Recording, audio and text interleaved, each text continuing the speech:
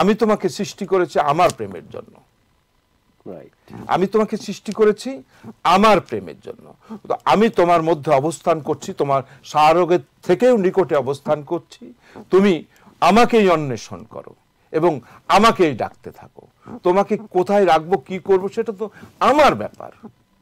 বুঝতে পেরেছি। আচ্ছা, আবার বলছে তুমি উদ্দেশ্য আর কোনো উদ্দেশ্য করো না। তুমি যদি অন্য কিছু উদ্দেশ্য করো, আল্লাহ বলছে কোরআন শরীফে সেটাও, যে লোভী মানুষকে আল্লাহ পছন্দ করেন না, একদম না। তাহলে এটা উদ্দেশ্য হয়ে গেল বেহেশত সবচেয়ে বড় লোভ। এই লোভের দিকে আপনি কেন হাঁটবেন?